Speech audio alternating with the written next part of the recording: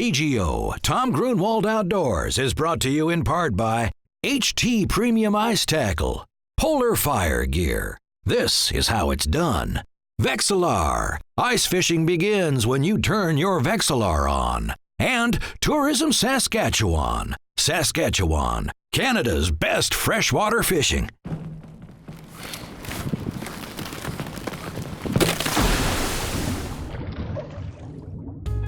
If that was you, a family member or friend, would you know what to do to get yourself back to safety? Welcome to Tom Gruenwald Outdoors. I'm Tom Gruenwald. Today we're going to be visiting with the Neenah-Menasha Fire Department, located in Neenah-Menasha, right on Wisconsin's largest inland lake, Lake Winnebago. And they've got a whole bunch of tips that they're going to share with us today regarding ice safety. And I think it's very important for us, whether we're beginners or seasoned veterans, to make sure that we review ice safety, that we take safety precautions before heading out onto the ice, and bring proper equipment along with us in the event of an accident. And these guys are going to help us out with some tips and pointers in that regard today. You know, I think most of us realize ice doesn't form the same everywhere. Obviously, the further north you go or the higher the altitude that you get, faster that the ice is going to form or the sooner it's going to form. But you can have two lakes in the exact same area, a half-mile apart. One might be a large, deep, wind-strewn lake. The other might be more of a shallow, wind-protected lake. And that deeper volume lake is going to freeze at a lot slower rate than that shallower one nearby. And again, for that matter, ice doesn't form the same across the surface of an individual body of water uniformly. There's all kinds of variables that can influence ice formation. Springs, currents, inflows, outflows, aeration systems. Fluctuating water on a reservoir or a flowage can change the shoreline conditions of the ice dramatically.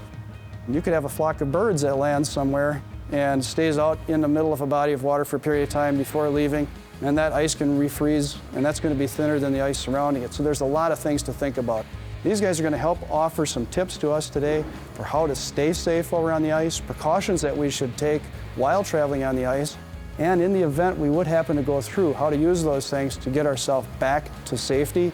And in the event that a rescue team would have to come out and help you, they're going to let you know some of the things you can do to help them help you. I'm here with Captain Ryan Krings, and Ryan, one of the first things people really need to do before they head out onto the ice is check the conditions. What kind of resources are available for people to do that before they actually step onto the ice? Well, locally you're going to have bait shops, sporting goods stores, DNR, wardens are a great tool. Local fishing guides, they're out there almost every day of the week fishing. They're going to know where the ice is good and bad. Those are all tools that we recommend people using, blogs or websites that'll give you information from people that are out there every day.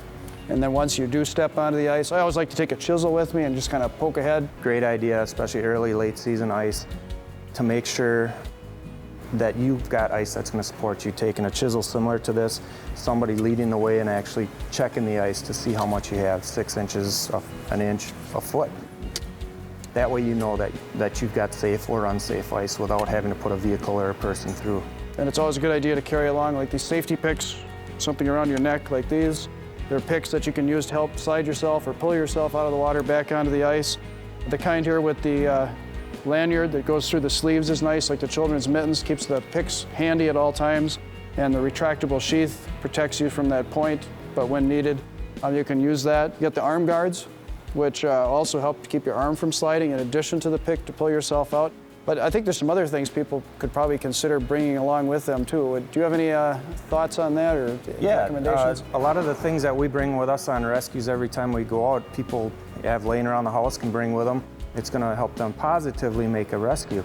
We carry rope bags like this. It's 50 feet to 75 feet of rope in a bag that you can throw to somebody, so you're not putting yourself in jeopardy of falling in the ice along with them. You can hopefully at least secure them before the rescue team gets there. Ice conditions where you don't have snow cover, hard to walk, hard to get traction. The cleats that you can put on your boots, it's going to give you a better condition where you're able to walk or at least try and hold that rope if you have to.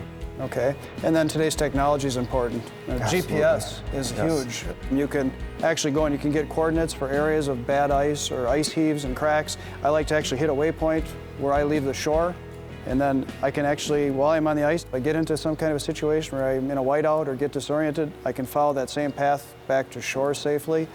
Cell phones are huge, right? Yes, everybody carries cell phones now.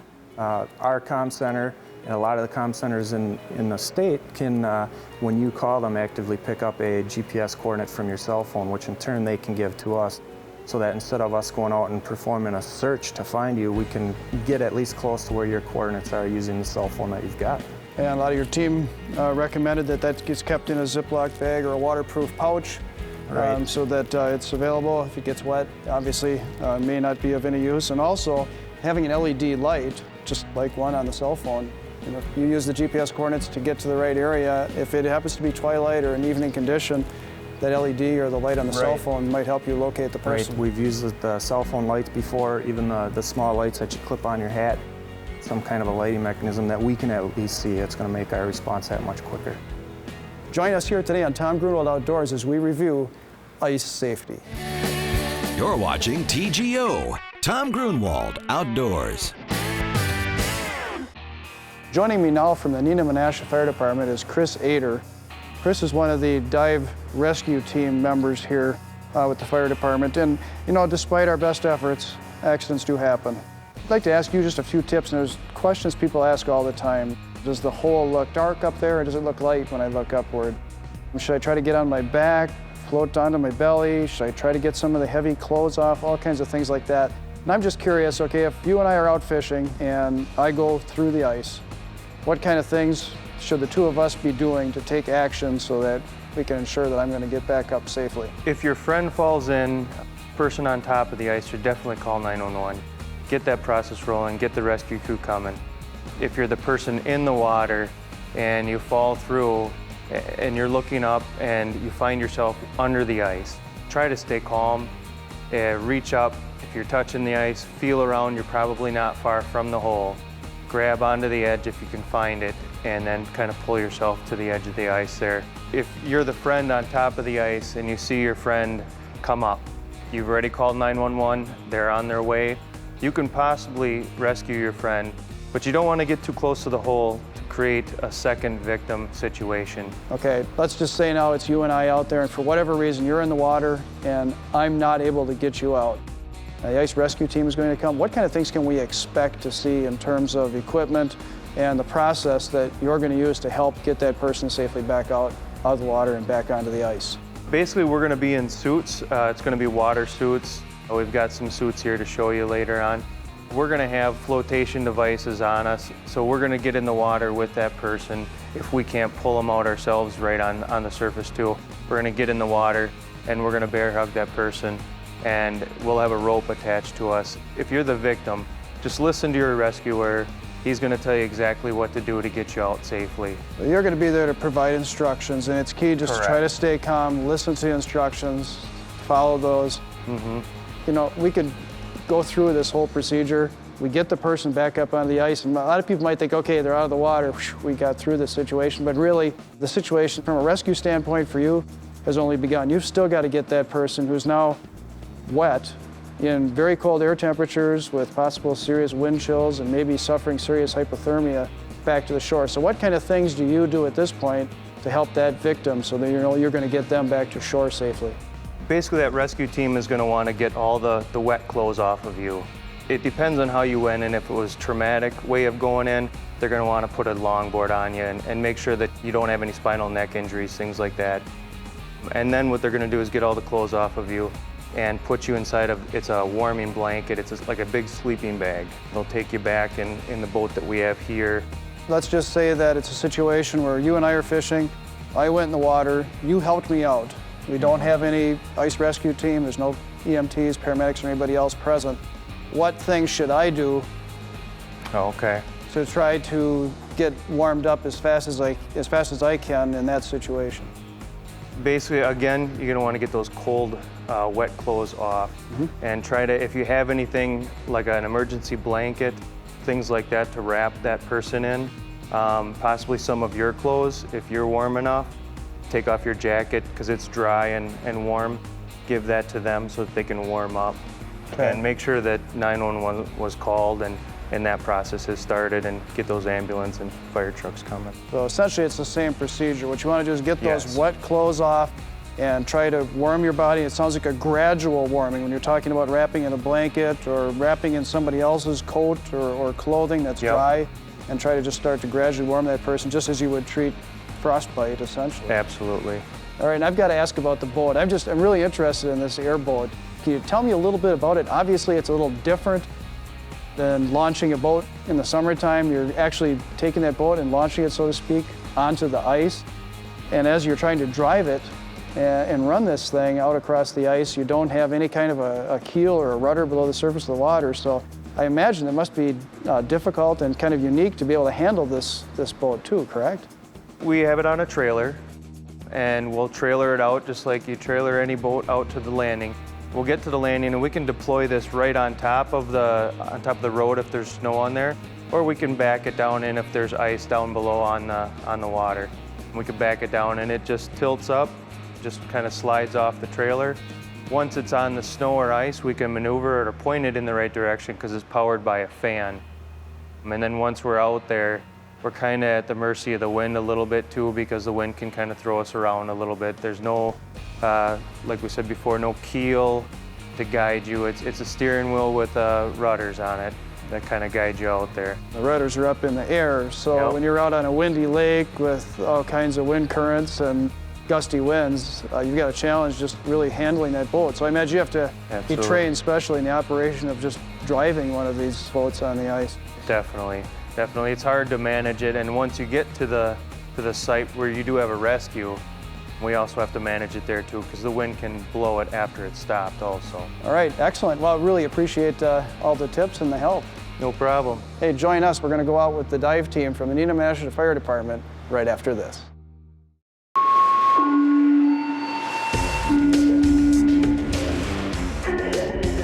You know, I wanted to point out one of the most amazing things I had as far as this experience working with the Neenah Fire and Ice Rescue Team was the speed to which they were able to get moving. From the time they left their office, got into their safety flotation suits, hopped into the emergency vehicle, and left the station. There's no way it was more than a minute and a half to 2 minutes. It went by extremely quickly.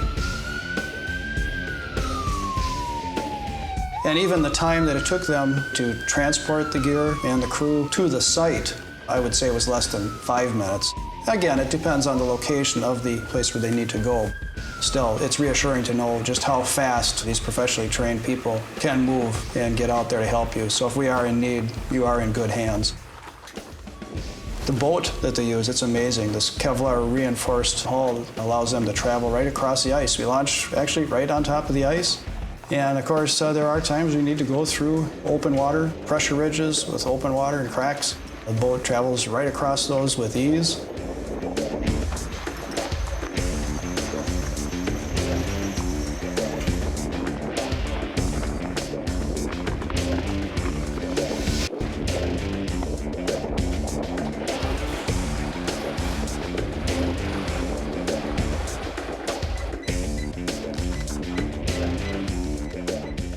It's kind of interesting going out with these guys. I knew full well we were going to be heading over to a river mouth where there was unsafe ice. It's still a funny feeling. You're going across on 10 or 12 inches of ice. All of a sudden, as you approach the river mouth, you see open water ahead. You know the ice isn't safe and you're going to break through. And I'll tell you, it's a funny sensation when that boat does break through like that. But we traveled over to the river mouth where there was some chunks of pack ice. The main part of it was probably 5, 6, 7 inches thick.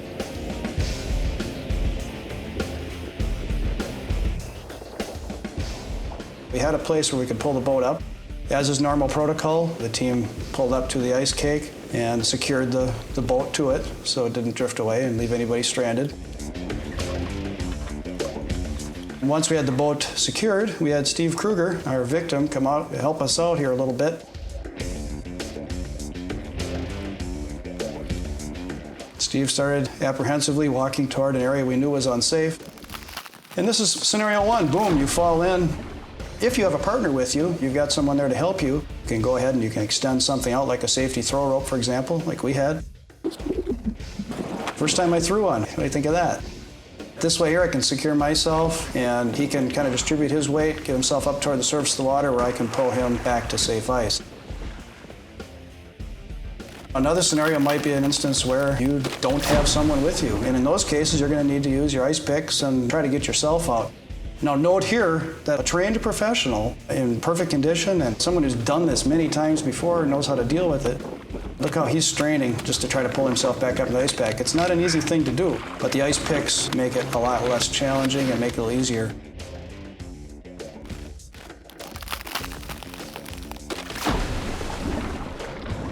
Here's a situation where someone falls in. Let's say that there's no one there and you can't get yourself out. You're going to need the ice rescue team to assist you. If that happens, this is what you can pretty much expect. They'll secure the boat.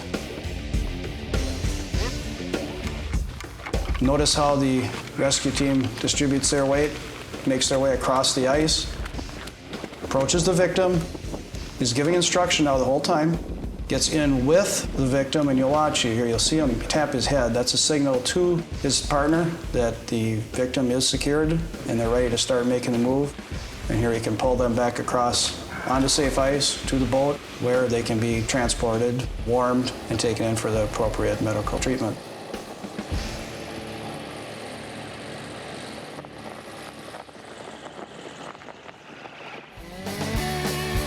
You're watching TGO, Tom Gruenwald Outdoors.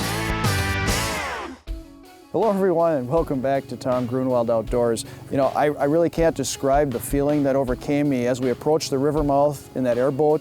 I knew we were getting up to unsafe ice. I was anticipating that the boat was going to break through. I knew I was safe and I was with rescue personnel. I didn't have anything to worry about, and yet I still had just a wave of fear overcome me when that broke through. I'd never experienced anything like that. And I'd like to introduce you here to Steve Kruger. Steve is publisher of Outdoor Boundary magazine. Steve, you volunteered to be our victim today and break through the ice. I felt a wave of fear when we broke through in the boat. Can you describe how you felt when you broke through that ice today? It was sudden and very abrupt and very disorientating. It was a very unique experience indeed. Yeah, I mean, what about, at one point you actually went completely underneath the water. Can you describe that? Yeah, well, it caught me off guard. I broke through about 5 feet before I thought it was going to break through. So I fell face first into it. I went under the water. I was disorientated. I could not tell which way I was turned or which way was up, but I did float back up to the top right away. And when I stuck my head back out, I still was a little bit disorientated in where I was. One of the tips that some of the dive team personnel offered is look for the bubbles. You know, watch, the bubbles are always going to come up. So that can help you get up on, feel up for the ice, try to feel for the edge and pull yourself out. And I think this is a good time to kind of recap some of the things that we talked about today. First of all, we don't want to get ourselves in these situations, and I don't want to see any of you ever get in one of these situations either. The reason for putting this show together today was to remind you, again, check all the resources you can before you head out on the ice. Make sure that you've talked to the Department of Natural Resources. Contact local bait shops or sport shops. Talk to local guides, are a great source of information. Find out what the ice conditions are like. Be sure you can avoid areas of bad ice. And areas of bad ice include ice heaves and cracks. Obviously, areas in front of inlets, areas in front of outlets, places where there might be springs or the presence of currents. On big waters, if there's open water blowing, the wind is blowing water, that forms a current that can erode the currents underneath. There's all sorts of variables and situations. Ice, remember, does not form uniformly across the surface of a body of water, and it's important to always pay special attention to what you're doing and make sure that in case of an accident, you've got all the precautionary measures along with you. We showed the ice picks. We showed making sure you've got ice cleats, carrying a rope or one of these rope bags along so that you can extend something out to help someone in the event they do fall in the water. And we've got a couple of our ice rescue team members here from the Neenah Menasha Fire Department. They're going to offer us a few more last-minute tips. So let's check in here and see what Jeff and Mike would like to add here as we conclude our show. Biggest way to prevent a situation when you go on ice, I guess, is just be prepared. The best way to be prepared is make sure you have the right equipment.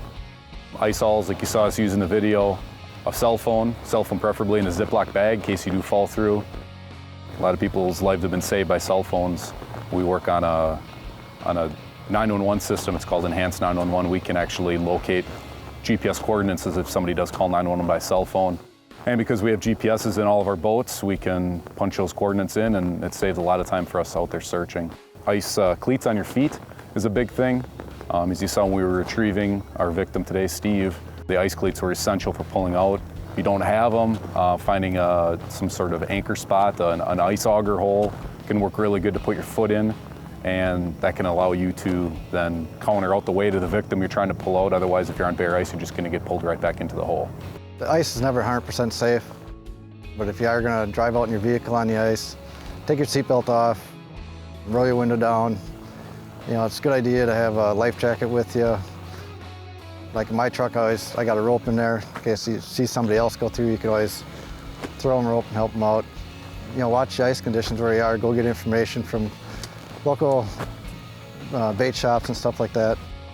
Thank you for joining us today. I hope you enjoyed today's show and that you picked up a few tips that help keep you not only more productive, but safer while you're on the ice. I'd like to thank all the members of the Neenah Menasha Fire Department, your dive rescue team for helping us today, Steve Kruger for being our victim out there on the ice and going in the water. Again, hope that you've picked up some pointers and tips so that you'll have a safe and productive winter. And we'll see you again right here next time on Tom Gruenwald Outdoors. TGO has been brought to you in part by HT Premium Ice Tackle, Polar Fire Gear. This is how it's done. Vexilar. Ice fishing begins when you turn your Vexilar on. And Tourism Saskatchewan. Saskatchewan, Canada's best freshwater fishing. TGO, where it's all ice fishing all the time.